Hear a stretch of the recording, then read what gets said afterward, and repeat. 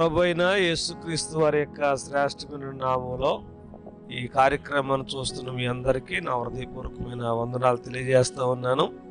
ప్రభునందు ప్రియులారా, మన మధ్యలో మరి భార్యాభర్తలు ఉన్నారు. మరి ఒకప్పుడు ఈయన యేసుక్రీస్తు ప్రభు నమ్మక ముందు ఆయన పరిస్థితి ఎలాగుండేది, యేసుక్రీస్తు ప్రభు నమ్మిన తర్వాత ఆయన జీవితం ఎలాగుంది అనేటువంటి సాక్ష్యాన్ని మనతో పంచుకోవటానికి మరి ఈ భార్యాభర్తలు రావటం జరిగింది. వీరు గోకవరంలో డ్రైవర్స్ కాలనీలో ఉన్నటువంటి అగాపే ప్రేరోస్ మందిరంలో మరి సంఘ సభ్యులు. మరి ఈయన ఆర్టీసీ డ్రైవర్గా ఉద్యోగం చేస్తూ ఉన్నారు. ఆయన సాక్ష్యాన్ని ఆయన మాటల్లో విందాం. Okay, right. మరి మీ పేరు, మరి మీరు ఎలాగ యేసుక్రీస్తు ప్రభుని నమ్ముకున్నారు, యేసు ప్రభుని నమ్మక ముందు మీ జీవితం ఎలాగుండేది, నమ్మిన తర్వాత ఎలాగుంది, అసలు యేసు ప్రభుని ఎందుకు నమ్ముకున్నారు, మీ సాక్ష్యాన్ని చెప్పాలని మీకు మనవి చేస్తూ ఉన్నాం. దేవుని నామానికి మహిమ కలుగాక. ముందుగా ఈ అవకాశం ఇచ్చినటువంటి దేవాదేవునికి వందనాలు తెలియజేసుకుంటున్నాను. అలాగే ఈరోజు మీ ముందుకు వచ్చి నా యొక్క సాక్ష్యాన్ని పంచుకోవడానికి ఈ యొక్క పరిస్థితిని ఇచ్చినటువంటి మా యొక్క దైవజనులు, మా ఆత్మీయ తండ్రి గారు అయినటువంటి సిఎన్ కుమార్ గారికి ప్రభు పేరట, మా కుటుంబం పేరట వందనాలు తెలియజేసుకుంటాను. ముఖ్యంగా ఈరోజు ఈ సాక్ష్యాన్ని పంచుకోవడానికి నా యొక్క దేవాది దేవుడు నా జీవితాన్ని, ఎటువంటి పరిస్థితిలో ఉన్నటువంటి నా యొక్క పరిస్థితిని ఈరోజు ఈ స్థితిలో ఉంచాడో, ఎప్పుడో మరణం అయిపోతున్నటువంటి నా యొక్క పరిస్థితి ఈరోజు ఎలాగా సజీవ సాక్ష్యంగా మీ ముందు ఉంచడానికి ఉంచినటువంటి ఆ దేవాదేవునికి మహిమ కలుగును గాక. నా పేరు ప్రగడ నాగ వీర వెంకట సత్యకృష్ణ ప్రసాద్ అండి. నా పేరును బట్టే మీకు అర్థమై ఉంటుంది మీ అంతటి విగ్రహారాధికులు. మాది తూర్పుగోదావరి జిల్లా గోకవరం మండలం, గోకవరం గ్రామం అండి మాది. నేను, మా నాన్నగారు ప్రగడ సూర్యనారాయణ, మా అమ్మగారు నాగభూషణం. మా నాన్నగారు గోకవరం డిపోలో ఆర్టీసీ డ్రైవర్గా పనిచేసేవారు. నేను, మా అన్నయ్య ఇద్దరు సంతానం. మా బాల్యం అంతా ఎంతో మరి 10వ తరగతికి వచ్చేదాకా నా యొక్క బాల్యం ఎంతో గారాబంగా పెరిగింది. ఎందుకంటే మా నాన్నగారు గవర్నమెంట్ ఉద్యోగం కావడం వల్ల మేము ఏది తిన్నా, ఏది కట్టుకున్నా, ఎక్కడికి వెళ్ళినా, ఎలాంటి పరిస్థితుల్లో ఉన్నా అక్కడ నా చుట్టూ ఉన్నటువంటి మా ఇదిలో ఉన్నటువంటి పిల్లల కన్నా మేము ఎప్పుడు కూడా ఒక మెట్టి ఎదుగుని మేము, మా అమ్మ, మా నాన్నగారు పెంచారండి. అయితే నేను ఎప్పుడైతే 10వ తరగతికి అడుగు పెట్టానో అప్పుడే నేను నా యొక్క చెడు సాంగత్యాలు అప్పుడే అభినయండి. నేను ఆ 16వ ఏటనే నేను ఫ్రెండ్స్తో కలిసి సిగరెట్లు కాల్చడం, స్కూల్ ఎగ్గొట్టి కాలువలోకి వెళ్ళి స్నానాలు చేయడం, అలాగ నా చదువునంతటినీ నేను చేజేతులారా నాశనం చేసుకున్నాను. అప్పుడు ఉన్నటువంటి హెడ్ మాస్టర్ గారు మమ్మల్ని అసెంబ్లీలో నిలబెట్టి మా పేరెంట్స్ని పిలిచి కూడా నేను టీసీ ఇచ్చేస్తాను, వెళ్ళేటువంటి స్టూడెంట్స్ నాకు అక్కర్లేదని చెప్పినటువంటి పరిస్థితులు. అలాగే నా బాల్యం అయిపోయింది. 10th క్లాస్ ఎగ్జామ్స్ రాసిన ఏదోలాగా 10th క్లాస్ ఎగ్జామ్స్లో ఫెయిల్ అయిపోయాను. ఆ ఫెయిల్ అయిపోయిన తర్వాత నా జీవితం ఇంకా ఎలా ఉందంటే, మా ఈదిలో ఉన్నటువంటి ఆ చెడు సాంగత్యాలు వాళ్ళందరి బారిన పడి నేను ఆ వయసులోనే ఎవరన్నా కళ్ళు, బీరు అది తాగి తన యొక్క మరి వ్యసనాన్ని మరి వెళ్తారేమో నాతో చెప్పినారు. నాకు చాలామంది చెప్పారు. కానీ నేను తాగుతూనే ముందు సారాతో నేను నాకు తాగుడు అనే బానిసకి అప్పుడే ఆ చిన్న వయసులోనే నేను బానిసనైపోయానండి. కానీ ఏమి ఇంటికాడ తెలియకుండా మా నాన్నమ్మ ఇంట్లో ఉండేది. మా నాన్నమ్మ ఇంటికాడ నేను అర్ధరాత్రి వరకు తిరిగి వచ్చి మా నాన్నమ్మకి భోజనం పెట్టేది మా అమ్మ.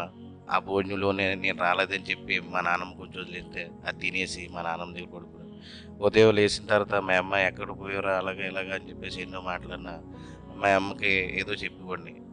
కానీ మా అన్నయ్య అయితే నేను చేస్తున్న పనులన్నీ ఎవరో ఒకరి ద్వారా తెలుసుకుని ఆడింటికి వచ్చి రోజు గొడవ పెట్టాడు. ఈడు చేస్తున్న పనులు మీకు ఇంటికాడ తెలుస్తలేదు, నానేమో డ్యూటీకి వెళ్ళిపోతున్నాడు, నువ్వేమో ఇంటికాడ ఉంటున్నావు. ఆడు ఎంత ఎదవ కింద తయారయ్యాడు, వాళ్ళందరితోని తాగుతున్నాడు, ఆ సినిమాల దగ్గర గొడవలు పెట్టుకుంటున్నాడు, చాలా రౌడీ కింద తయారవుతున్నాడు. ఈడు తమ్ముడని చెప్పుకుంటే నాకు చాలా ఇదిగా ఉంది అని చెప్పేసి మా అమ్మతో మా అమ్మ నోరు నెత్తు కొట్టుకుని ఏడుతుండేది. మా నాన్న వచ్చినప్పుడు చెప్తే మా నాన్న కొడితే ఒకటి రెండు కొట్టేవాడు, మళ్ళీ తన డ్యూటీకి తను వెళ్ళిపోయేవాడు.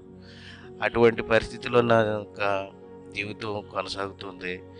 అప్పుడే మా నాన్నగారు మా అన్నయ్య కోసం ఇద్దరు ఉన్నారు, వ్యాన్ కొనుక్కుంటే బాగుంటుందని వ్యాన్ కొన్నారు.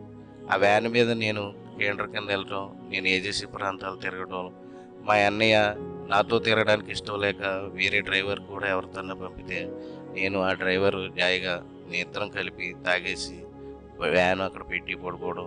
అలాగే ఏజెన్సీ ప్రాంతాల్లో ఎంతో విరివిగా మాకు 10 రూపాయలు పెడితే ఒక 1/2 లీటర్ సారా దొరికి ఆ పరిస్థితిలో ఇంకా సారాయే తాగుతుంది నేను ఎంతగా ఇదైపోయి అది ఆ విషయాన్ని చాలామంది మరి మా అన్నయ్య చెప్పి మా నాన్నగారి దృష్టికి తెలిసినప్పుడు ఎంతగానో మా నాన్న కూడా నన్ను మందలించి ఇచ్చేస్తే వీడికి ఇలా కాదు, వీడికి ఏదో రకంగా పెళ్లి చేస్తే ఏదైనా వీడు ఇదవుతాడేమో అని చెప్పి నాకు మ్యారేజ్ చేశాడు.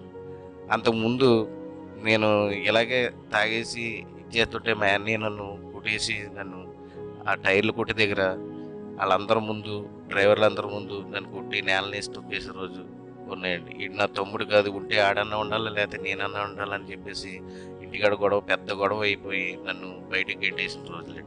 అయితే నేను పౌరుషానికి బయటకు వచ్చి ఒక సావుకారు గారు వ్యాన్ మీద 350 రూపాయలకి ఉద్యోగానికి జాయిన్ అయ్యి ఆ డబ్బులతోనే నేను లైసెన్స్ పెట్టుకుని 1996లో నేను డ్రైవర్గా ఇది గోల్డ్ వ్యాన్ మీద డ్రైవర్గా ఉద్యోగం మొదలెట్టాను. ఎప్పుడైతే నా చేతులతో నేను డబ్బులు సంపాదించుకుని ఇంటికాడ మీద ఆధారపడతలేదో, ఇంటి దగ్గర ఏముందో లేదో చూసుకోండి కానీ నేను నలుగురిని వేసుకుని ఆ ఏజెన్సీ ప్రాంతాలకు వెళ్తాం, కోళ్ళు కోయడం, ఆ గుళ్ళు అంటూ తిరుగుతాం, పాపనమ్మ గుడి దగ్గర, సింగరమ్మ సింత దగ్గర అనేకులు మేము 4-5 కలిపి వెళ్ళిపోయి అక్కడ కోళ్ళు కోసుకొని అలా తాగేసేసి తిరిగేసేసి ఎవరన్నా అక్కడ ఏదైతే దెబ్బలాట్లు కొట్టుకుంటాం.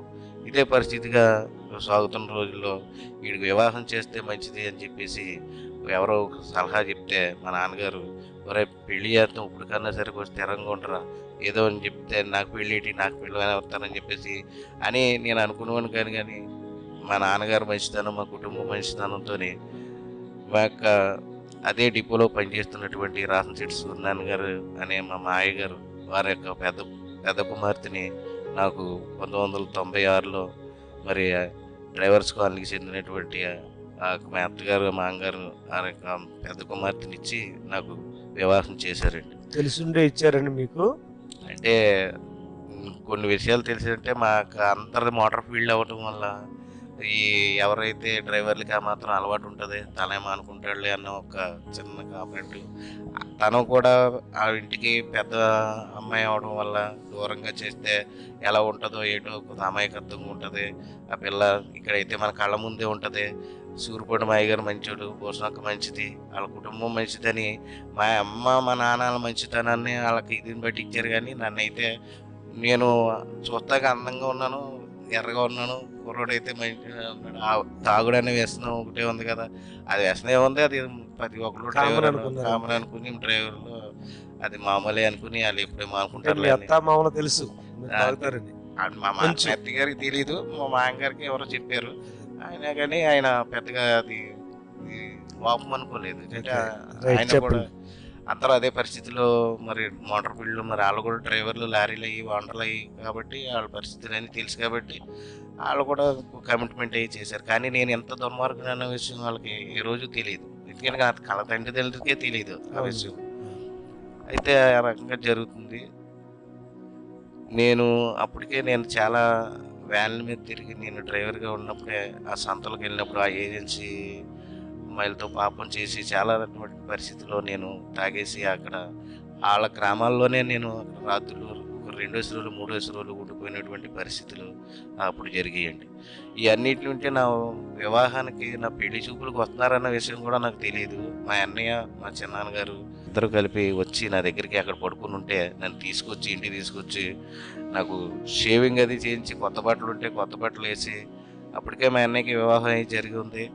మా అన్నయ్య యొక్క శైని ఉంగరాలు అన్నీ పెట్టి నన్ను తయారు చేస్తున్నారు. ఏంటి ఇలా తయారు చేస్తున్నారంటే, అప్పుడు నిన్ను చూసుకుంటా వస్తున్నారు అన్నారు. నాకు ఏం తెలియదు, వాళ్ళు వచ్చి చూసుకుంటారు పోతారు, నాకెవరు ఇస్తారు, నాకు అంత తెలిసినోడు ఎవరు, నాకు పిల్లని ఎవరు అన్న ఉద్దేశంతో నేనున్నాను. కానీ వాళ్ళకి మరి ఏదో దేవుడు ఆదాంని అవ్వని ఏదో ఎముకని తీసినట్టు, నా ఎముకని తీసినట్టు ఉన్నట్టు, అందుకే ఏకం చేసేయడం అనుకుంటాను నేను ఇప్పుడు. అయితే అప్పుడు దేవుడు అయితే తెలియదు కదా. అయితే నేను వెళ్ళి చూసి వెళ్ళారు, పిల్లాడు బాగానే ఉన్నాడు, మీరు కూడా రండి అని చెప్పేసి అన్నారు. అయితే అందరూ కూడా నవ్వుకుంటున్నారు, ఈడేట్రా బాబు ఆ పిల్ల చూస్తేనేమో అందరూ లోకలే కాబట్టి నా కోసం తెలిసిన వాళ్ళు కొంతమంది అయ్యో ఇలాగానేమో, కొంతమంది వాళ్ళకి చెప్పిన వాళ్ళు ఏంటంటే అన్నీ పెద్ద అది లోపం కాదని వాళ్ళు ఇది చేసుకుని, వాళ్ళ అన్నదమ్ములు నలుగురు ఉన్నా కానీ వాళ్ళ నలుగురు కూడా పెద్దగా ఏమీ చేసుకుని, నేను కూడా వెళ్ళాను.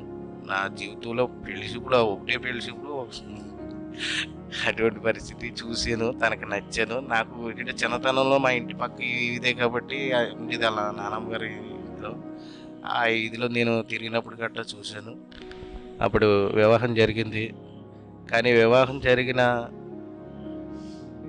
రెండో రోజు, మొదటి రాత్రి రెండో రాత్రి అంటారు కదా, మొదటి రాత్రి ఇక్కడ ఉన్నాం మా అత్తవారింటికాడ, రెండో రాత్రి మా మా ఇంటికి వెళ్ళిపోయాం, మా ఇంటికి తీసుకెళ్ళిపోయారు.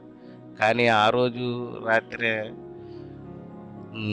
రెండో రోజు రాత్రే మందు తాగి ఆ గదిలోకి వెళ్ళినటువంటి దౌర్భాగ్యం ఏమంటే నేనే అనుకుంటాను. అటువంటి పరిస్థితి అనమాట. రెండో రోజు రాత్రి నేను తాగేసి వచ్చాను. నేను ఈ లోకలో ఇవన్నీ నీకు అని నా భార్యకి అది తెలిసి తెలియని వయసేమో, నాకు 19 సంవత్సరాలు, తనకి అప్పుడు 16వ సంవత్సరం.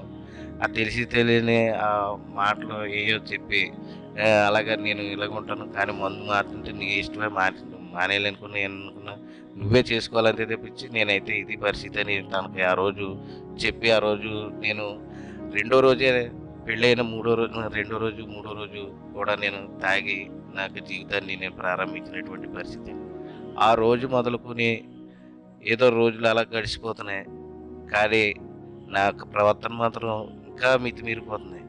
ఎందుకంటే నేను డ్రైవర్ని, నాతో పాటు 4-5 డ్రైవర్లు, వారం రోజులు డ్యూటీ చేయడం, వారం రోజుల తర్వాత ఆ వచ్చిన డబ్బులతో విచ్చలవిడిగా ఎవరినైనా చేసుకుంటాం, ఆ సంతల్లో పడి ఎవరినన్నా ఉంటే వాళ్ళ సినిమా హాల్ దగ్గర ఆంజనేయ గుడి సెంటర్లో వాళ్ళని కొడతాం, సీసా పెంకులు కటర్ స్కేల్తో గెరేసేయడం, అనేకమైనటువంటి కేసులు నా మీద కూడా 3-4 కేసులు కూడా ఈరోజు గోకవరం పోలీస్ స్టేషన్లో అప్పుడు నమోదైనాయండి.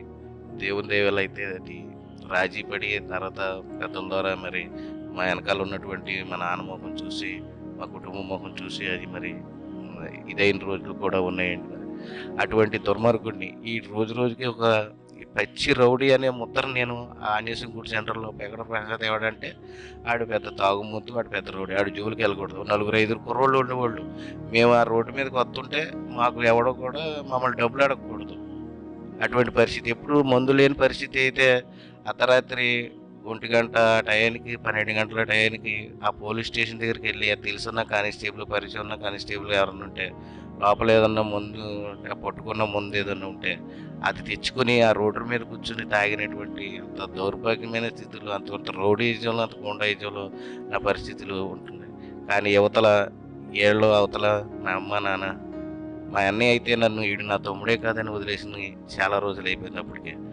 కానీ నా కుటుంబస్తులు ఎక్కడన్నా ఏదైనా ఫంక్షన్ జరిగితే వీళ్ళు కూడా వీళ్ళు పిలిస్తే తాగేసి ఎటువంటి గొడవ పెడతాడు అని వాళ్ళందరూ కూడా దూరం పెట్టినటువంటి పరిస్థితుల్లో నేను ఉండేవాడిని. అటువంటి విపరీతమైన తాగుడు అనమాట. అలాగే నా జీవితంలో నా పెద్ద కుమారుడు పుట్టాడు. నా పెద్ద కుమారుడు పుట్టడంగానే వాడికి జాండూస్ వచ్చి అక్కడ రాజమండ్రి జోగార్ గారు హాస్పిటల్లో బాక్స్లో పెడితే మా కుటుంబం అంతా, మా అత్తగారు, మా అమ్మగారు, మా అమ్మ, మా నాన్న వీళ్ళందరూ వచ్చి హాస్పిటల్లో బిడ్డ ఏమైపోతాడో, సంటి బిడ్డ ఇలాగుందని చెప్పేసి వాళ్ళు ఏడితే వాళ్ళందరూ ఉంటే, నేను కమ్మాల చెరువు దగ్గర బారు దగ్గర కూర్చొని మందు కూర్చున్నటువంటి దౌర్భాగ్యుడిని నేను. నా బిడ్డ కోసం కానీ, నా భార్య కోసం కానీ, కుటుంబం కోసం కానీ ఏ రోజు ఆలోచించలేదు అప్పుడు కూడా. అలాంటి పరిస్థితిలో మా మామగారు తనకి మగపిల్లలు లేకపోవడం వల్ల ఈ పుట్టిన మగపిల్లడు ఈరోజు కూడా నాకు తనకి అంతకు ముందే ఇద్దరు పుట్టి చనిపోయారు. నా నా బిడ్డకు కూడా ఈ బిడ్డని తీసేసుకుంటావా అని యేసు ప్రభువుని నమ్ముకుని ప్రార్థన చేసుకున్నాడు. అతనిగా నా బిడ్డ మనవడుగానే బతికితే నేను ఇంటికాడ నీ యొక్క ప్రార్థన పెట్టించుకుని ఆ బిడ్డని పాటెత్తానని చెప్పి మొక్కుకున్నానండి. ఆ విషయాలు ఏమి నాకు తెలియదు. 3వ నెల వచ్చింది, ఇంటికి వచ్చేసాం. ఇంటికి వచ్చేస్తే నేను ఎక్కడికో వ్యాన్ మీద లోడ్కి వెళ్ళి తిరిగి రాత్రి 8 గంటలకి నేను ఫుల్గా తాగేసి ఇంటికి వచ్చేటప్పటికి ఇంటి గుమ్మంలో మా అత్తగారి ఇంటి గుమ్మంలో కుర్రోడిని మధ్యలో కూర్చోబెట్టుకొని నా భార్య చుట్టూరు అష్టం గారు అందరూ పాటలు పాడుతూ భజన అంతా ఫ్యాన్ ఎట్టారు అన్నీ చేస్తున్నారు. నేను వచ్చి చూడగానే ఏటిది మనం కాపులు మన పరిస్థితి, మన ఇక్కడ ఉన్న వాళ్ళందరూ ఇది అసలు ఈ దేవుడే చుట్టుపక్కలే లేడు, అసలు పుట్టి పెరిగి ఏ రోజు కూడా మనం అతను యేసు ప్రభువుని మనం నమ్మలేదు కదా, అలాంటి అలగా జనం దేవుడిని తీసుకొచ్చి ఇంట్లో పెట్టి వీళ్ళకి చేస్తున్నాడు అని చెప్పేసి వెంటనే ఆ పాస్టర్ గారికి పెట్టినట్టు ఫ్యాన్ని తన్నేసి నా భార్యని రెక్కట్టు పైకి లేపి మా అత్తగారిని మా మామగారిని కూడా నేను మా అత్తగారు అడ్డు వచ్చిన మా అత్తగారిని తోస్తే మా అత్తగారు కూడా కింద పడిపోయింది. మా మామగారిని అనరాని మాటలని చూసిస్తే అక్కడ పాస్టర్ గారిని కూడా మీరు ఉప్మాలు తింటాకు వచ్చేస్తారు, ఎవరికాకెత్తాలి ఇంటికి అని వెళ్ళిపోండి అని వాళ్ళని కూడా నేను దుర్భాషలాడి బూతులు తిట్టి పంపించేసినట్టు పరిస్థితి. మా మామగారు వెళ్ళి ఆ పాస్టర్ గారిని బతిమాలుతున్నాడు, అయ్యగారు తప్పు అయిపోతుందండి, అది తాగేసి ఏదో అన్నాడు, క్షమించండి అయ్యగారు క్షమించండి అయ్యగారు అంటే వాళ్ళు నవ్వుతా ఏమి లేదమ్మా దేవుడే మారుతాడమ్మా దేవుడే ఇది చేస్తానని నవ్వుతా వాళ్ళు వెళ్ళిపోయారు. నాకు ఈ రోజుగా అర్థం కాదు వాళ్ళు అంత ఇదిగా ఎందుకు వెళ్ళిపోయారు. కానీ నేను ఆ రోజు రాత్రి ఇలాంటి అలగా జనాన్ని ఇంటికి తీసుకొచ్చి పెట్టి నా బిడ్డల్ని నా కుటుంబాన్ని నాశనం చేసేలా ఉన్నారు మీరు అని ఆ రోజు రాత్రి మా 3వ నెల పసికందుని నా భార్యని పచ్చి బాలింతరాల్ని డ్రైవర్స్ కాలనీ నుంచి గోకవరం ఆంజనేయ గుడి ప్రాంతంలో ఉన్నట్టు మా ఇంటికి నేను నడిపించి తీసుకెళ్ళిపోయిన పరిస్థితి అండి. ఆ రాత్రి గట్ల 9 గంటలకి మా ఇంటికి తీసుకురాగానే మా అమ్మ గొళ్ళుని గోలెట్టి ఏట్రా పిల్లల్ని అందంగా పంపుకుని కదరా, నీకు అంతగా పంపిస్తే 5వ నెలని పంపేసింది కదరా, ఎందుకురా తెల్లారి పంపేసింది కదరా, ఎందుకురా ఎంత అలాగా ఇది చేస్తున్నావు, ఎందుకురా ఎలా చేస్తున్నావు అని ఎన్నో నోరునెత్తి కొట్టుకుని ఏడిసిన రోజులండి. అలాంటి పరిస్థితులు అలాగే నా జీవితం సాగిపోతుంది. 2వ కుమారుడు కూడా పుట్టాడు. నాకు ఇలాగ ఆర్టీసీలోని ఉద్యోగం వచ్చింది. అందరూ పాటు నేను కూడా అప్లై చేశాను 2005లో. కానీ 2007లో నాకు ఉద్యోగం వచ్చింది. ఉద్యోగం వచ్చి ట్రైనింగ్కి వెళ్తే నాకు సెలెక్ట్ అయ్యి అక్కడ గోకవరం డిపోలోనే నాకు పోస్టింగ్ కూడా వచ్చింది. ఇంకా నాకు మా మామగారు 4 ఆర్టీసీ డ్రైవర్లు, మా నాన్న ఆర్టీసీ డ్రైవర్ చేసేప్పటికే వాలంటీర్ రిటైర్మెంట్ పెట్టుకున్నాడు. ఇంకా మేము లోకల్ అవ్వడం వల్ల ఇంకా నాకు అద్దు ఆపులు లేవు. ఎవరు పడితే వాళ్ళని నేను చిన్న లేక అందరినీ దూషించడం, తాగేసి వెళ్తే డ్యూటీకి వెళ్తాం లేదా తాగేసి డ్యూటీ అక్కడ వాళ్ళతో పాటు ఆ పాకలో తొలగతాం. ఇలాంటి పరిస్థితుల్లో ఉండి ఏట్రా బాబు వీడు అత్తమాన ఆబ్సెంట్ అయిపోతున్నాడు, ఆ ఎస్టీ గారి దగ్గరికి డిఎం గారి దగ్గరికి తీసుకెళ్ళబోతున్నాం అని యూనియన్ నాయకులు అనేక మార్లు మా నాన్నని మా మామగారిని కూడా అన్నటువంటి పరిస్థితి. ఏంటో వీడికి ఎలాగైతే అలాగా ఉద్యోగం చేసేటోడు రేపు పొద్దున పర్మిట్ అవుద్దని వాళ్ళు ఎంతగానో చేసినా కానీ నేను వాళ్ళ మాటలు లెక్క చేయకుండా పొద్దున్న నుంచి మధ్యాహ్నం డ్యూటీ దిగితే మధ్యాహ్నం సాయంత్రం దాకా డిపో దగ్గర తాగుతూ కూర్చొని రాత్రికి మళ్ళీ ఇంటికి వచ్చేవాడు. అటువంటి పరిస్థితుల్లో నాకు పరిస్థితి ఉంది. ఎవరిని అధికారులు కూడా నేను ఎదిరించి వాళ్ళు మాట్లాడుతూ ఏ అధికారికి కూడా నేను వీడు మంచివాడన్న అభిప్రాయం ఎవరికి డిపోలో కూడా ఎవరు కూడా లేదు. అలాంటి పరిస్థితుల్లో 2009 మా నాన్నగారు కాలం చేశారండి. డిసెంబర్ నెల ఆయన కాలం చేసిన తర్వాత 14 రోజులు అయింది. కార్యక్రమం ఏదోలాగా చేసి అందరూ వెళ్ళిపోయారు. వెళ్ళిపోయిన తర్వాత 15వ రోజుని డ్యూటీకి వచ్చాను. అది డిసెంబరు 25, 2009వ సంవత్సరం. రాజమండ్రి 3 ట్రిప్పులు తిరిగి 4వ ట్రిప్పు సింగిల్ స్టాప్ గోకవరం వస్తుండగా భార్యాభర్తలు మోటార్ సైకిల్ మీద వస్తూ వెనకాల నాకు బస్సు చక్రం కింద పడి భార్య చనిపోవడం జరిగింది. ఆ యొక్క యాక్సిడెంట్ కేసులో నా ఉద్యోగాన్ని నన్ను డిస్మిస్ చేశారు. చేస్తే అప్పుడు 25వ తారీఖుని యాక్సిడెంట్ అయ్యింది. 1/1/2010లో రెగ్యులర్. వాళ్ళందరితో పాటు నాతో పాటు ఉన్న వాళ్ళందరికీ రెగ్యులర్ అయింది. నా ఒక్కడిదే మాత్రం రెడ్ మార్క్తోని 0 సుట్టేసి నోటీస్ బోర్డులో వేశారు. ఎంతగానో ఏడ్చాను. కానీ ఏ ప్రయోజనం, లైసెన్స్ తీసిపోయారు. 6 నెలలు సస్పెన్స్, 6 నెలల తర్వాత నీకు ఉద్యోగం అని చెప్పేసి వాళ్ళని సిటీఎం గారికి అప్పీల్ పెడదాం, ఆర్ఎం గారికి అప్పీల్ పెడదాం, 6 నెలల వరకు ఏదో ఒకటి పని చేసుకోరా అని చెప్పి అంటే, ఏ పని చేస్తాకే లేదు, ఇంటికాడ పోసం లేదు. అప్పటికే మ్, నాకు పరిస్థితి బాగోక మీ బతుకు మీరు బతకండి అని చెప్పేసి నా ఇద్దరు పిల్లలు, పెద్ద కుమారుణ్ణి అయితే వాళ్ళ దగ్గర ఉంచుకొని చిన్న కుమారుణ్ణి నన్ను నా భార్యకి వాళ్ళు ఇచ్చినటువంటి స్థలంలో చిన్న పాకేసి ఆ పాకలో మమ్మల్ని పెట్టి నన్ను యువతల మా అమ్మ నాన్న, అవతల మా అత్తగారు వాళ్ళు కూడా వదిలేసి నన్ను అక్కడ ఉంచారు. కానీ ఏ రోజు నా భార్య వాళ్ళ అమ్మ దగ్గరికి వెళ్ళి అమ్మ నాకు అన్నం పెట్టు కూరకి అని చెప్పి ఏ రోజు అడగలేదు. కానీ నేను తాగేసి వచ్చి ఏ రోజు కష్టపడకపోయినా నాకు కోడిగుడ్డు ఆమ్లెట్ వేయలేదు, కోడిగుడ్డు వండలేదు అని చెప్పేసి తిట్టి అన్నం కంచాన్ని తాగేసి వచ్చి నెత్తిమించి వేసేసిన రోజులండి. నా చిన్న కుమారుడు ఈరోజు ఉన్నాడు, ఆడు చిన్న కుమారుడు 4వ సంవత్సరం 5వ సంవత్సరం, ఆడు అలాగా ఏవి తెలియని చూపులు చూస్తా ఆడు ఏడుతా ఆడు ఇద్దరు బిక్కు బిక్కుమంటా ఉండేవారండి. నా భార్య పిల్లలు ఇద్దరు ఉంటారు, నేను అర్ధరాత్రి వరకు తాగేసి ఇద్దరు అక్కడ చీకట్లో ఉంటారు ఆ పాకలోని అని ఏ రోజు ఆలోచించలేదు వాడి కోసం. కానీ నా భార్య అయితే అప్పటికే దేవుడిని నాకు దొంగచాటుగా అదంటే నాకు తెలియకుండా నమ్ముకుని గుళ్ళోకి వెళ్ళడం, ప్రార్థన చేసుకుంటూ నా భర్తను మార్చు అని, నా ఉద్యోగం అని ప్రార్థన చేయడం. ఎప్పుడన్నా సరే నేను అలాగే ఎదురైనప్పుడు ఫాస్ట్ గారు నన్ను కాకేసి సిఎన్ కుమారయ్య గారు, రండి ప్రసాద్ గారు, దేవుడు మీకు ఉద్యోగం ఇస్తాడు అని చెప్పేసి అనేవారు. అలాగే రాజు గారు, జోజి ఫాస్ట్ గారు వాళ్ళు కూడా వచ్చి అయ్యగారు రమ్మంటున్నారు, రండి ప్రార్థన చేద్దాం, రండి చర్చికి రండి అనేవారు. వాళ్ళు ఎదుర్కొంటా నవ్వుతావు నువ్వు వెళ్ళిపోయిన తర్వాత తెచ్చి ఫాస్ట్గా రమ్మని, నువ్వు చర్చికి తీసుకెళ్తున్నావా, నువ్వు వెళ్తున్నావా అని చెప్పేసి నా భార్యని కొటేషన్ పెట్టిన పరిస్థితి. అలాంటి పరిస్థితుల్లో నా జీవితం వెళ్ళిపోతుంది. నాకు ఉద్యోగం పోయింది, కనీసం పిల్లలకి రూపాయి పెట్టి ఐసుకొని పెట్టినటువంటి పరిస్థితి కూడా లేదు. నాకు ముందుకు డబ్బులు లేకపోతే ఎవడన్నా లారీ మీద కేంద్ర కింద అక్కడ దోళ్ళ బండి మీద వెళ్ళి పెంటలో జైరాబాదు ఫ్యాక్టరీలోని పెంట ఇస్తారండి, పెంట ఇది చేసిన పెంట ఎత్తి నాతో పాటు చూసినట్టు నీళ్ళు, బావా నీకు ఏది కారణం బావా ఇది, ఎవరొకరు కూడా డ్రైవర్ కింద వెళ్ళొచ్చు కదా బా, ఎత్తుకొచ్చిన బా కేంద్ర కింద వచ్చావు ఆ బండి మీద అని వాళ్ళు బాధపడేవారు. కానీ నాకు అవి ఏమనిపించి కదా ఏంటంటే ఆడు ఎంత 500 600 ఎత్తాడు, అవి సరిపోతాయి నా ముందుకు వచ్చి అని అన్నట్టు పరిస్థితిలో ఉండేవాడిని. అంతటి దుర్భరమైన పరిస్థితి. కానీ ఇంటికాడ ఏమున్నది ఏమీ లేదు కూడా ఏ రోజు చూడలేదు. నా భార్య గంజేసి తిన్నది ఆ ఉప్పు వేసుకుని ఆ పిల్లడికి అదే పెట్టి పచ్చడేసి తిన్నటువంటి ఉప్పు కారం వేసుకుని తిన్న రోజులు తను ఏ రోజు నాతో చెప్పలేదు. కానీ నేను ఎప్పుడు పట్టించుకోలేదు. అలాంటి పరిస్థితిలో ఉంది. నేను తాగేసి పడుకుంటే రోడ్డు అంతా ఐస్ వెళ్తున్నాడు, ఐస్ క్రీమ్ అని వెళ్తున్న బండి చూసి అమ్మ ఐస్ కోన్ అంటే ఆ డబ్బులు లేక ఆడు ఏడుతుంటే ఐసుకొని అంటే ఆడు నోరు నొక్కి నా భార్య ఇద్దరు కలిపి ఏడ్చిన రోజులు ఉన్నాయండి. అందుకంటే ఆడి జేబులో ఉన్నటువంటి రూపాయి 2 రూపాయలు కూడా తీసి కైని పెట్టి కొనుక్కున్నటువంటి దౌర్భాగ్య తండ్రిని నేను. ఏ రోజు వాళ్ళ చిన్నతనంలో వాళ్ళ ఆలనా పాలన ఈ రోజు చూడలేదండి నేను.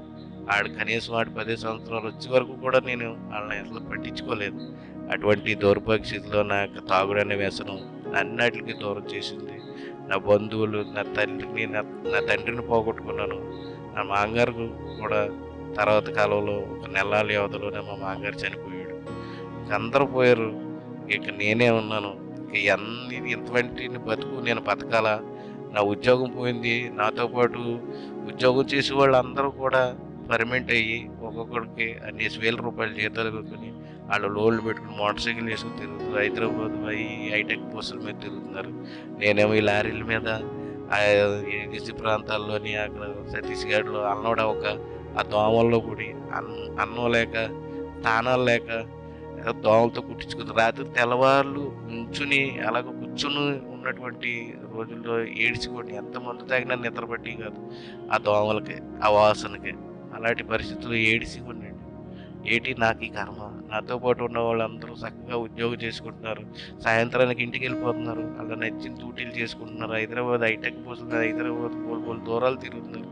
నాకెందుకు వచ్చింది ఈ కర్మ? అందరూ డ్రైవర్ గారు అంటే ఇక్కడేమో అందరూ కూడా ఏమో దారి అంటే వాళ్ళు లారీ డ్రైవర్ అంటే ఎంత చులకనో ఆ లైన్లో అనేక సార్లు ఆ ఛత్తీస్గఢ్లో పుట్టినటువంటి తన్నులు కూడా నన్ను పుట్టారండి. అటువంటి దెబ్బలు తింటా నాకు ఎందుకు వచ్చింది కర్మ అని రోజు ఏడ్చుకునేది అక్కడ ఉన్న పరిస్థితులు. కానీ ఏ రోజు నాకు ఈ పరిస్థితి నుంచి విడిపించడానికి నేను నన్ను మందు మానిపించడానికి మా మామగారు మా అమ్మ వాళ్ళు కూడా స్వామిమాల వేయించారు. 40 రోజులు స్వామిగాను ఉన్న 40 మాల తీసుకొచ్చిన తర్వాత మళ్ళీ అంతకు మించి ఎక్కువ తాగాడు. భవానీకి కడియాలు వేసేవాడు, శివాలయంలో కడియాలు వేసుకోడు, అన్ని కడియాలు వేసేవారు. ఆ కడియాలు తీసేయడం మళ్ళీ తాగాడు. నా బతుకులు ఏ ఒక్క దేవుడు ఏ ఒక్క దేవత నాకు పాపనం తల్లి అంటే ఇష్టం, దుర్గం తల్లి అంటే ఇష్టం. ఆ దేవి నవరాత్రులు గుడి వ్యాన్ స్టాండ్లో చేసేటప్పుడు డిప్పి వసూలు చేస్తా, సందాలు వసూలు చేస్తా. ఆ అక్క దుర్గం దేవికి నేను ఎంతగానో భక్తుడిని ఉండి ఆ సెంటర్లో నేను ఎంతగా ఆంజనేయ గుడి సెంటర్లో ఉన్నాడు గది దగ్గర మేమే ఆ కార్యక్రమాన్ని చేసేవాడు. అటువంటి అంత భక్తి చేసి నాకు దేవతలు కానీ దేవుళ్ళు కానీ ఎవరు కూడా నా పరిస్థితిని విడిపించలేకపోయారు, నా ఉద్యోగాన్ని నాకు రప్పించలేకపోయారు. నేను ఇటువంటి పరిస్థితిలో ఉండి నేను డిపో దగ్గరికి ఏ రోజన్నా అలా వస్తున్నప్పుడు నాతో పాటు పర్మనెంట్ అయ్యి చేసినటువంటి ఆ స్నేహితులు, ఒరే 100 ఏమన్నా వెళ్ళి కోటర్ తాగుతావా, 50 ఏమన్నా సారా తాగుతావా, మాకు ఇదిగరా ఇంతలా జీతం, నీకు రాదా ఉద్యోగం అని చెప్పేసి నన్ను హేళన చేస్తే నాకు ఎంతో చిన్నతనంగా ఏడిచి ఆ యొక్క బాధతో ఇంటికి వచ్చి నా భార్యను కొట్టేసి కొట్టేసి ఇచ్చేసాను. కానీ ఏంటంటే ఆ సిటిఎం గారు నా బిల్ రిజెక్ట్ చేయడం, ఆర్ఎం గారు కూడా నా బిల్ రిజెక్ట్ చేసేసారు. వీడు ఉద్యోగం అనవసరం, వీడికి వేస్ట్ అని నన్ను తీసేశారు. అప్పట్లో కాంట్రాక్ట్లో ఉన్నాం, మీకు ఉద్యోగం రాదని చెప్పేసి ఎటువంటి ఆ బిల్లోను కాదని చెప్తారు. చెప్తే నేను యూనియన్ పాక దగ్గరకు వచ్చి ఆ యూనియన్ నాయకులందరినీ అడ్డమైన తిట్లు బూతులు తిట్టి వాళ్ళ మీద నేను దెబ్బలాడుతుండగా ఒక డ్రైవర్ గారు వచ్చి అప్పట్లో అవయ్య గారు అని ఆయన ఎవరో ఎందుకు కంగారు పడుకో, మనకి లేబర్ కోర్టులో మనం కేసు వేద్దాం, లేబర్ కోర్టు మనకి ఉద్యోగం ఇస్తుందరా, చాలామందికి ఇచ్చింది, ఇదే అర్థం కంగారు పడుకో అని చెప్పేసి అతను ఆ కాగితాలు పెట్టుకుని వెళ్ళి కాకినాడలో సుబ్రహ్మణ్యం గారు అని లేబర్ కోర్టు అడ్వకేట్ గారు ఉన్నారు, ఆ కాగితాలు ఇచ్చాం. ఆ ఆయన కూడా అది కూడా నాకు తెలియదు, ఆయనే ఇచ్చాడు. అప్పుడు 1500 ఎంతో ఆయన ఫీజు ఇచ్చాడు కాగితాలకి.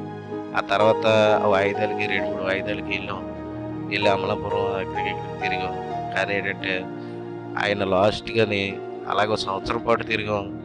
ఆ లాయర్ గారు అందరూ నాతో పాటు ఒక 18 మంది ఉన్నారు. ఇలాగే రావాల్సిన వాళ్ళు, మీరు తలకు ఒక 7,000 8,000 ఇస్తే అవన్నీ జడ్జి గారికి ఇద్దాం, ఆయన రిటైర్మెంట్ దగ్గరలో ఉంది, మీకు ఆయన ఉద్యోగం ఇత్తకి అవకాశం ఉంటుంది, జడ్జిమెంట్ ఇత్తకి అంటే ఆ డబ్బులు అప్పు చేసి పట్టుకుని వెళ్ళి ఇచ్చాం. ఇచ్చిన ఒక 15 రోజులకి ఆ జడ్జి గారు ఈ లంచం తీసుకుంటున్నట్టుగా దొరికిపోయి ఆయన సస్పెండ్ అయిపోయారు. ఎప్పుడైతే ఈ పరిస్థితి జరిగిందో ఈ సుబ్రహ్మణ్యం గారు, నీ అంత దరిద్రులు ఇంకెవరో ఉండరు, ఉద్యోగం వచ్చే అవకాశం కూడా మొత్తం పోయింది, ఆయన దొరికిపోయాడు, ఆయన ఉద్యోగం పోయింది, మనకి మీ ఉద్యోగం ఇస్తాం కాదు కానీ ఆయన ఉద్యోగమే పోయింది, ఆయనకి ఇంకా నెల ఎంత ఉంది రిటైర్మెంట్, ఆయనకే ఇది అయిపోయింది పరిస్థితి అని చెప్పేసి మళ్ళీ ఎవరు వస్తారో ఏం చేస్తారో ఏ రకంగా ఉంటుందో చెప్పలేము, ఉద్యోగం మీద ఆశ వదులుకోవచ్చని ఆయన చెప్పినటువంటి పరిస్థితి అండి. ఆ రోజు నేను ఎంతగానో మురుగులు ఏడిచి తాగేసి అక్కడ సారా అక్కడ గుట్టుగడ కూర్చొని తాగి ఈరోజు నేను ఎలాగైనా చచ్చిపోతాను, ఎందుకంటే నాకున్న ఆకరాశ కూడా పోయింది. నేను ఇంకా నా బతుకింతే, దీని అంతటికి కారణం నా భార్య నా పిల్లలు, వాళ్ళకి తిని అవ్వలేదు, అది మంచిది కాదు, దానికి శనిగొట్టుకుండా అనుకుంటూ ఇంటికి వచ్చి ఇలా జరిగిందని తనతో చెప్పి దాన్ని కుట్టేసి నేను ఎలాగైనా సరే ఈరోజు సాయంత్రం సారాలోని ఎలకల మందు కలిపి తాగి తెచ్చుకుందామని నిర్ణయించుకుని వచ్చి తను కొట్టేసి ఏడితే చుట్టుపక్కల వాళ్ళు బాబు ఊరుకుంటే వాళ్ళని కూడా కూతురు తిట్టి వాళ్ళు కూడా పోతే వాళ్ళు పడి తను ఏడుతో కూర్చుంది. నేను గదిలో కూర్చుని మంచమే కూర్చుని ఆలోచిస్తా అలాగా మంచమే పడుకున్నాను. కాసేపటికి నేను అన్నీ అనుకుంటున్నాను, నేను ఇంత భక్తి చేశాను కదా, ఇన్ని గోళ్ళు పోసాను కదా, ఇన్ని మొక్కులు మొక్కాను కదా, ఇంత అలాగా నీకు పూజలు చేసేవాడిని కదా, ఇంత అలా మీకు సంబరాలు చేసేవాళ్ళం కదా, నీ యొక్క దసరా ఊరేగింపులో నేను డ్యాన్సులు వేసి అన్ని రకాల యాసాలు వేసేవాళ్ళం కదా, ఇన్ని మాలలు వేసాం కదా, ఏంటి నాకు దౌర్భాగ్యం, నా యొక్క పరిస్థితి నాకు తిరిగి నా ఉద్యోగం రాదా, ఆ వచ్చే ఆఖరి అవకాశం కూడా పోయింది, ఏంటిది మీరందరూ ఏమైపోయారని ఒక్కసారి ఆలోచించుకుంటూ అలా కళ్ళు మూసుకుని ఉన్నాను.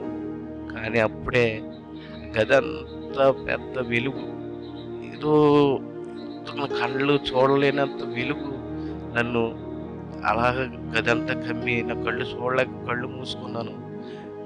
నిన్ను విమోచించుకున్నాను లెగు అన్న మాట వినపడ్డది. అది ఏంటో కూడా నాకు తెలీదు. శాంతి శాంతి శాంతి అని పిలుస్తున్నాను కళ్ళు మూసుకొని.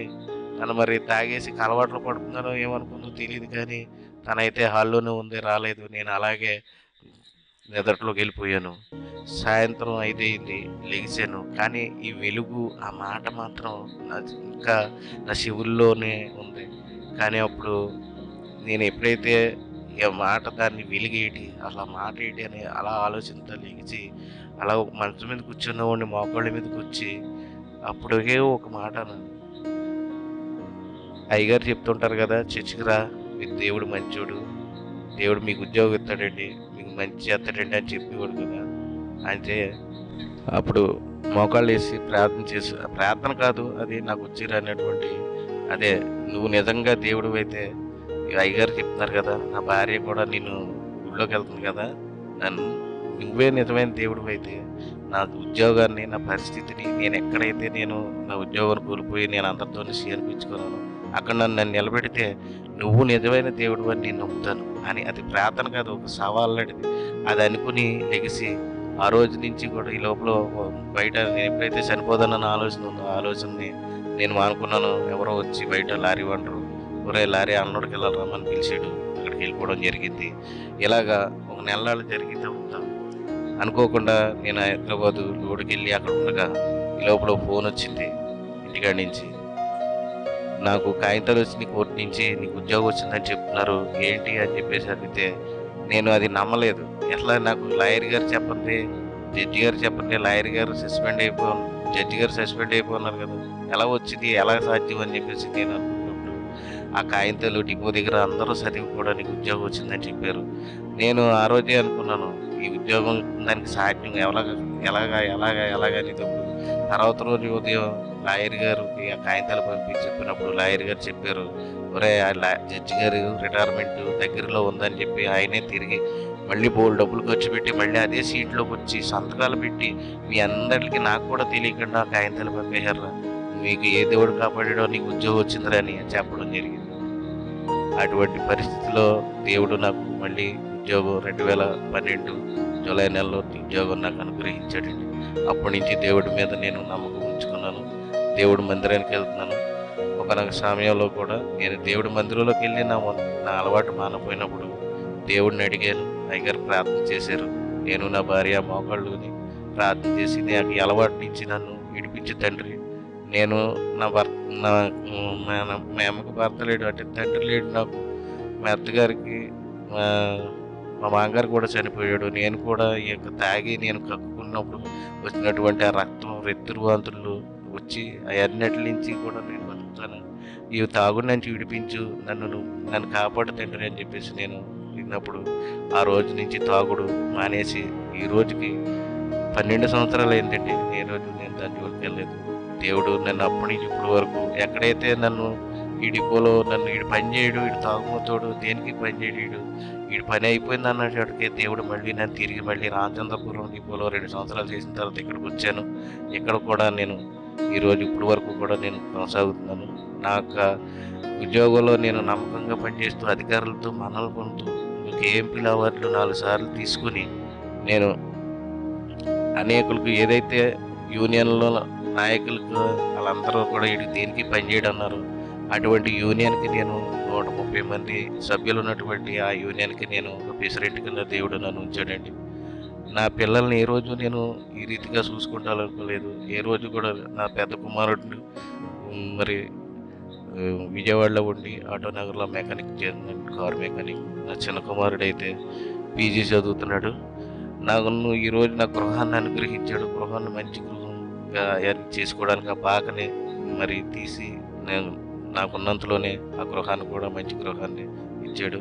అప్పటి నుంచి నమ్మకంగా దేవుడిలో ఉంటున్నాను. దేవుడి కోసం నేను అప్పుడే దేవుడు నన్ను విడిపించి నన్ను ఎప్పుడైతే నన్ను ఈ రకంగా చేశాడో నా గృహం దగ్గర నా బంధువుల్ని, నా స్నేహితుల్ని, సంఘాన్ని అందరినీ పిలిపించుకొని నా సాక్ష్యాన్ని వివరించి ప్రార్థన పెట్టుకున్నాను.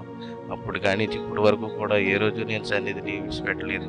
ఆదివారం ఆరాధన విడిచిపెట్టలేదు. నేను ఎప్పుడు నేను జూనియర్ని అయినా కానీ నాకు ఆదివారం ఆధారాన్ని కావాలి తండ్రి ప్రభువా నీ సన్నిధి పెట్టకూడదని ఆయన సన్నిధిలో అడిగినప్పుడు అనేక మార్లు అనేకమైన ఆటంకాలు నేను దేవుడిని నమ్ముకున్న తర్వాత వచ్చినా కానీ ఏ రోజు కూడా దేవుడి నుంచి నేను వైదొలుకోలేదు. ఎందుకంటే దానికి నా యొక్క అయ్యగారు యొక్క ప్రార్థన, సంఘ ప్రార్థన, నా కుటుంబంలో నా భార్య చేసే ప్రార్థన ఈరోజు సజీవ సాక్షిగా నన్ను తాగడనే వ్యసనం దేవుడు నన్ను విడిపించి నా బంధువుల్లో, నా స్నేహితుల్లో, నా కుటుంబస్తుల్లో ఒక ఉన్నతమైన స్థితిలో దేవుడు నన్ను ఈరోజు ఇచ్చాడండి.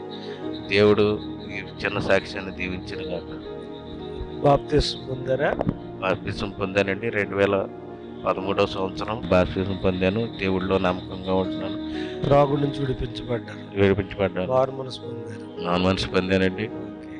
విన్నారు కదా, మన మధ్యలో ఉన్నటువంటి ప్రగడ ప్రసాద్ గారు ఒకప్పుడు భయంకర రౌడీగా, త్రాగుబోతుగా, మరి భార్యను కొట్టి హింసించేటటువంటి వ్యక్తి, విగ్రహారాధికుడు.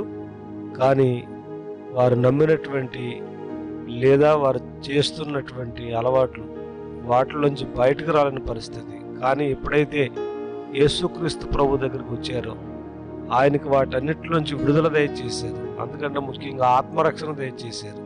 ఇప్పుడు ప్రభు కోసం బ్రతుకుతూ ఉన్నారు. యేసుక్రీస్తు ప్రభు జీవితాలను మార్చేవాడు, ఆయన మతాలు మార్చేవాడు కాదు. కనుక మీరు కూడా యేసు ప్రభుని నమ్మండి, దైవాశీర్వాదాలు పొందండి. దేవుడు మిమ్మల్ని దీవించును గాక.